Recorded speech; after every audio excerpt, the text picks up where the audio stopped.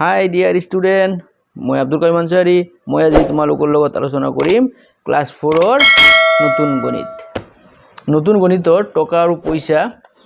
মই তোমালোকক টকা আৰু পইচাৰ যে টকা কেনেদৰে চিনি পাব লাগে, টকাৰ হিচাপ শিকাম।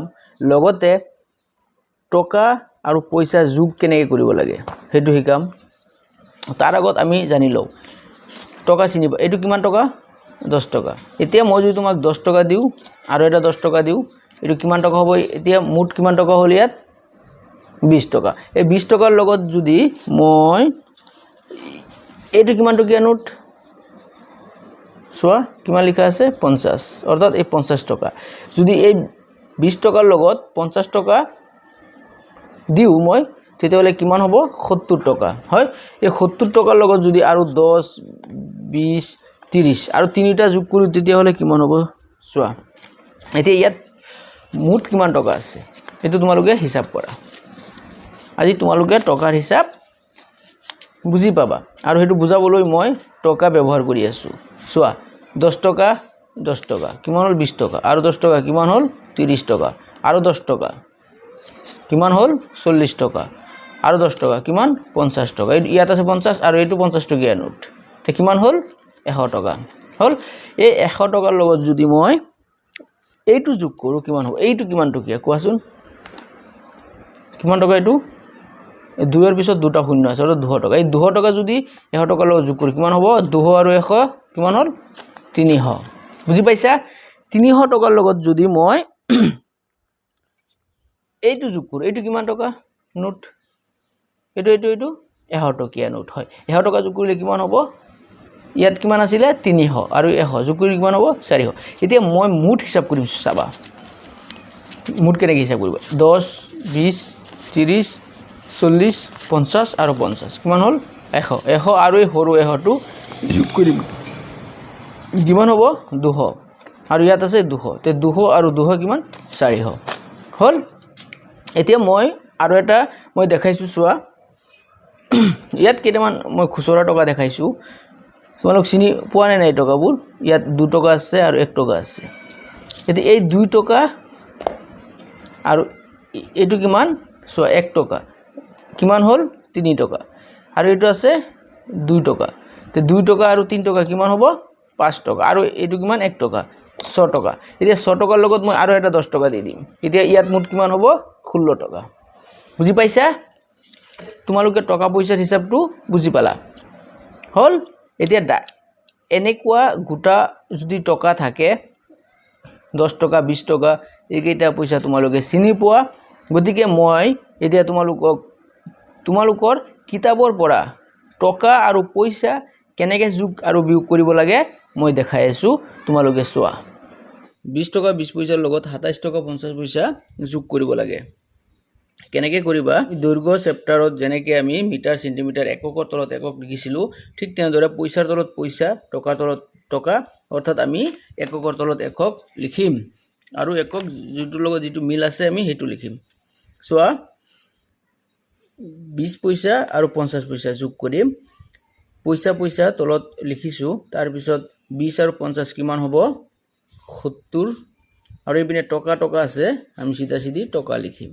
তাৰপিছত এই 20 আৰু 27 যোগ কৰিম, কিমান হ'ব? 0 7 7, 2 2 4, 47 টকা 70 পইচা হ'ল।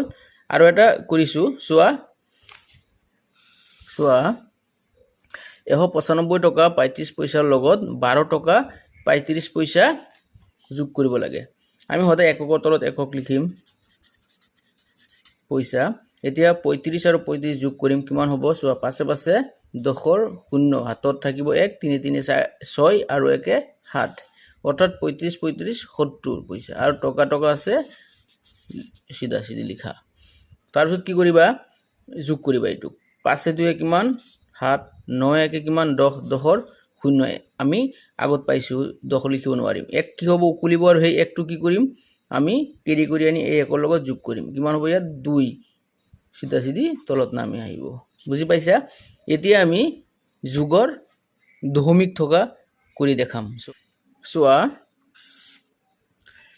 টকা তলত টকা লিখিবা, তাৰপিছত দশমিক আছে দশমিকৰ ক্ষেত্ৰত সদায় দশমিক চিধা চিধি তলত দশমিক লিখিবা এইটো কেতিয়াও পাহৰি নাযাবা দশমিক দশমিক চিধা চিধি হ'বই তাৰ পিছত আমি হুৱাটোৰ পৰা যোগ কৰিম চোৱা 4 0 4 2 5 7 2 9 7 কিমান হ'ব 2 7 9 তাৰপিছত 4 নামি আহিব 49 টকা 74 পইচা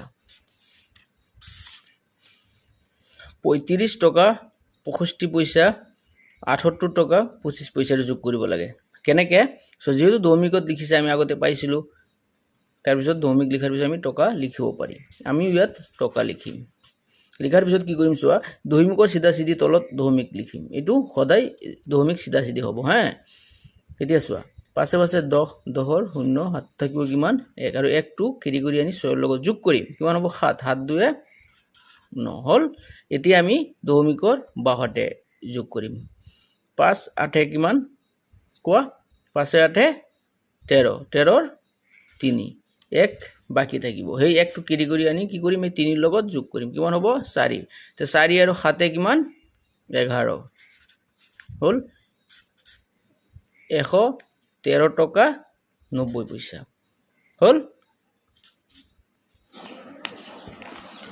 এতিয়া টকা আৰু পইচাৰ মই বিয়োগ দেখাইছো চোৱা এটা তোমালোকৰ কিতাপত কৰি দেখাইছে মই তাৰ পিছৰটো কৰিছো চোৱা এতিয়া আমি টকা পইচাৰ বিয়োগ কৰিম আগতে যোগ কৰিছো এতিয়া বিয়োগটো চোৱা কেনেকৈ মই আগতে কৈছো টকা আৰু পইচা দৈৰ্ঘ্য এইবোৰৰ ক্ষেত্ৰত যেতিয়া আমি যোগ বিয়োগ কৰিম আৰু সদায় যোগ বিয়োগ কৰোঁতে আমি সোঁহাতৰ পৰা কৰিম আৰু টকা পইচাৰ ক্ষেত্ৰত পইচাৰ তলত পইচা লিখিম টকাৰ তলত টকা লিখিম ইয়াত বিয়োগ কৰিব লাগে বিয়োগ চিন দিছো এতিয়া আমি উত্তৰত কি কৰিম পইচাৰ তলত পইচা লিখিছে আমিও পইচাৰ সিধা সিধি তলত পইচা লিখিম হল তাৰ পিছত এইটোৰ পৰা এইটো বিয়োগ কৰিম চোৱা 75 পৰা 50 বিয়োগ কৰিলে কিমান 5 ৰ পৰা 0 গলে কিমান 5 7 ৰ পৰা 5 গলে কিমান 2 25 পইচা হল এতিয়া টকা আছে ইয়াত টকাৰ সিধা সিধি তলত টকা লিখিম তাৰ পিছত চোৱা 175 ৰ পৰা 15 বিয়োগ কৰিম 5 ৰ পৰা 5 গলে কিমান 0 7 ৰ পৰা 1 গলে কিমান 6 আৰু 1 নামি আহিব 160 টকা 25 পইচা হল আৰু এটা চোৱা 75 টকা 65 পইচা 35 টকা 20 পইচা এটো বিয়োগ কৰিব লাগে পইচাৰ তলত পইচা টকাৰ তলত টকা লিখিছে আমি হুৱাতৰ পৰা বিয়োগ আৰম্ভ কৰিম চোৱা পইচাৰ তলত পইচা আমিও সিধা সিধি তলত পইচা লিখিম হল এতিয়া 65 পৰা 20 বিয়োগ কৰিম চোৱা 5 পৰা 0 গলে 5 6 পৰা 2 গলে 4 অৰ্থাৎ 45 পইচা যে টকা তলত টকা ইয়াত টকা লিখিম হল ইয়াত কি কৰিম চোৱা বিয়োগ কৰিম 5 পৰা 5 গলে 0 7 পৰা 3 গলে 4 একেবাৰে সহজ বুজি পাইছে এতিয়া বিয়োগত দশমিকৰ দেখাইছো চোৱা 75.65 টকা আৰু বিয়োগ কৰিব লাগে 25 টকা 50 পইচা অৰ্থাৎ 25.50 টকা তেতিয়া হলে আমি টকাৰ তলত টকা তেনেকৈ সিধা সিধি তলত লিখি দিম লিখাৰ পিছত দশমিক আছে আমি সিধা সিধি দশমিক লিখিম দশমিকটো উল্টা পাল্টা নহব ঠিক আছে 5 ৰ পৰা 0 বিয়োগ কৰিম 5 6 ৰ পৰা 5 বিয়োগ কৰিম 1 হল আমি এতিয়া দশমিকৰ বাওহাতে আহিম চোৱা 5 ৰ পৰা 5 গলে 0 7 ৰ পৰা 2 গলে কিমান 5 ইয়াত 3 আছে নামি আহিব সিধা সিধি অৰ্থাৎ 350 টকা 15 পইচা চোৱা 290 টকা 00 পইচা 79 টকা 00 পইচা এইটোৰ পৰা এইটো বিয়োগ কৰিব লাগে চোৱা কেনেকৈ আমি টকা তলত টকা তেনেকৈ লিখি দিম আৰু দশমিকৰ তলত দশমিক একদম সিধা সিধি দশমিক লিখিম এইটো ভুল যাতে নহয় হ্যাঁ দশমিকৰ তলত দশমিক সিধা সিধি হ'ব তে 0 আছে 00 আমি 0 লিখি দিম ইয়াত আৰু একো কৰিব নালাগে এতিয়া আমি কি কৰিম 0 ৰ পৰা 9 বিয়োগ কৰিম 0 ৰ পৰা 9 না যায় গতি কি কৰিম ইয়াৰ পৰা 1 দাৰ কৰিম কিমান 1 লৈ আহিম তে 1 0 ৰ আগত লগাই দিলে কিমান হ'ব 10 আৰু ইয়াত থাকিব কিমান 8 তে 10 ৰ পৰা 9 গলে কিমান 1 হল ইয়াত থাকিল কিমান 8 তে 8 ৰ পৰা 7 বিয়োগ কৰিম কিমান হ'ব 1 আৰু ইয়াত থাকিল 2 211 টকা 00 পইচা অৰ্থাৎ 211.00 টকা বুজি পাইছা আশা কৰিছো তোমালোকে যোগ আৰু বিয়োগ বুজি পাইছা টকা পইচাৰ এতিয়া আৰু কেইটামান উদাহৰণ আছে তোমালোকৰ কিতাপত দেখাইছো চোৱা গীতালীয়ে মাকৰ লগত ঘৰৰ বাবে বস্তু কিনিবলৈ জিলমিল ষ্ট'ৰলৈ গ'ল। মাকে লগত নিছিল 700 টকা। কিমান? 700 টকা। তেওঁ কি কি বস্তু কিমান দামত কিনিলে আৰু কিমান? চাউল 4 কিলোগ্ৰাম, অৰ্থাৎ কি গ্ৰাম মানে কিলোগ্ৰাম, 4 কিলোগ্ৰাম মানে কিমান? হার 30 টকা, অর্থাৎ 1 কিলোগ্রামের দাম 30 টাকা। তো 1 কিলোগ্রামের দাম যদি 30 টাকা, 4 কিলোগ্রামের দাম কিমান হব? 4 কেজির দাম কিমান হব? 4 3 গুণ কিমান? 12, 120 টাকা। অর্থাৎ 30 তুমি 4 বার যোগ করে দিয়া, 30 30 60 আরও 60 যোগ করে দিয়া, কিমান হব? 60 টাকা যোগ করে কিমান? 120 টাকা হল। ঠিক তেনেদৰে মসুৰ ডাল 2 কেজি কিনিছে, কিমান টাকাৰ দামত? 70 টাকা হাৰত। অৰ্থাৎ 1 কেজি মসুৰ ডাইলৰ দাম 70 টাকা। তেতিয়া 2 কেজিৰ দাম কিমান হ'ব? তো 70 টাকাৰ 70 টাকা যোগ কৰা, কিমান হ'ব? 140 টাকা হল। 140 টাকা হল। তাৰপিছত চোৱা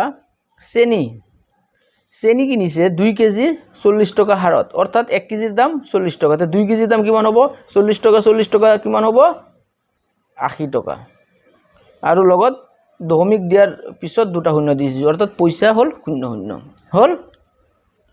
তাৰপিছত আটা কিনিছে 3 কেজি, দাম কিমান? 30 টাকা, অর্থাৎ 1 কেজির দাম 30 টাকা। তেতিয়া 3 কেজির দাম কিমান হব?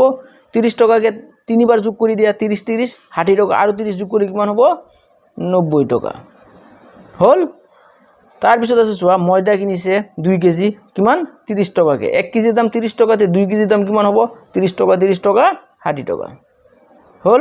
তাৰপিছত চোৱা মিঠাতেল কিনিছে 2 লিটাৰ, 1 লিটাৰৰ দাম কিমান? 120 টাকা। তো 2 লিটাৰৰ দাম কিমান হ'ব? 120 টাকা কিমান হ'ব? 100 যোগ কৰা, 100 টাকা 200 টাকা, আৰু 20 টাকা কিমান? 40 টাকা, অৰ্থাৎ 240 টাকা হল। এইটো চোৱা তোমাক কৰি দেখাইছে, কেনেকৈ কৰিছে ইয়াত দেখাই দিছে। তালিকাখনৰ পৰা মচুৰ দাইলৰ খৰচা।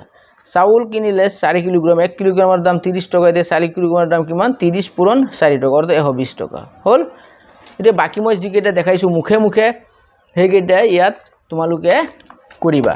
মই মুখে মুখে দেখাইছোঁ, মই যিকেইটা মুখে মুখে কৰি দেখাইছোঁ তোমালোকে তেনেকৈ। মচুৰ দাইল কিনিলে 2 কেজি, এতিয়া 1 কিলোগ্ৰাম মচুৰ দাইলৰ দাম কিমান আছিলে? তাত 70 টাকা। গতিকে 2 কিলোগ্ৰাম মচুৰ দাইলৰ কিমান? 70 পূৰণ 2, তেতিয়া কিমান হ'ব? ইয়াত লিখিবা তোমালোকে, আৰু বাকীবোৰ তোমালোকে কৰিবা। মই তাত যেনেকৈ দেখাইছোঁ ঠিক তেনেদৰে ইয়াত তোমালোকে বহি উলিয়াই পাতি লোৱা, ঠিক আছে? তোমালোকে গীতালীৰ মাকৰ বজাৰত কিমান খৰচ হ'ল এইটো হিচাপ কৰা। চোৱা চাউল কিনাৰ বাবদ কিমান টকা খৰচ হ'ল, আগৰ ইয়াৰ পৰা চোৱা যে চাউল কিমান টকা কিনিলে? 120 টকাৰ। ঠিক বাকী যিবোৰ কিনিলে ইয়াত যে মই দেখাইছোঁ, তোমালোকে বহি উলিয়াই বহীত এইকেইটা কৰিবা, ঠিক আছে? কৰাৰ পিছত ইয়াৰ হিচাপটো ইয়াত লিখিবা। চেনি কিনাৰ বাবদ কিমান টকা খৰচ, আটা কিনাৰ বাবদ কিমান টকা খৰচ, গোটেইকেইটা লিখিবা। লিখাৰ পিছত মুঠ খৰচ কিমান হ'ল, আৰু এই গোটেইকেইটা যোগ কৰিবা, ঠিক আছে? তোমালোকেতো বুজি পাইছা চাগে। আৰু কিমান টকা হ'ব এইটো তোমালোকে মোৰ ভিডিঅ'ৰ তলত কমেণ্ট কৰি তোমালোকে জনাবা, পাৰিবা? ঠিক আছে বাৰু। তাৰপিছত চোৱা কেইটামান সমস্যা সমাধান কৰা দিয়া আছে। তোমালোকে 1 নম্বৰ আৰু 2 নম্বৰ ক আৰু খ এই দুটা কৰি মোক দেখাবা, আৰু বাকীবোৰ তোমালোকে নোৱাৰিলে মোক কমেণ্ট কৰি জনাবা, মই পিছত জনাম, ঠিক আছে? তে আজি তোমালোকক টকা আৰু পইচা কেনেকৈ বাস্তৱত কেনেকৈ যোগ আৰু বিয়োগ কৰিব লাগে, লগতে কিতাপত অংক কৰি কেনেকৈ দেখাব লাগে, বহীত কেনেকৈ কৰি দেখাব লাগে মই দেখাবলৈ চেষ্টা কৰিছোঁ। মই আশা কৰিছোঁ তোমালোকে বুজি পাইছা। গতিকে যদি মোৰ ভিডিঅ'টো ভাল লাগিছে লাইক আৰু কমেণ্ট কৰিবা, লগতে শ্বেয়াৰ কৰিবা, আৰু এতিয়াও যদি কোনোবাই ছাবস্ক্ৰাইব কৰা নাই কাইণ্ডলি মোৰ চেনেলটো ছাবস্ক্ৰাইব কৰি দিবা। আৰু নেক্সট ক্লাছত মই তোমালোকক বৃত্ত এইটো পঢ়াবলৈ চেষ্টা কৰিম, ঠিক আছে? তে আজি ইমানতে সামৰিলোঁ, ধন্যবাদ।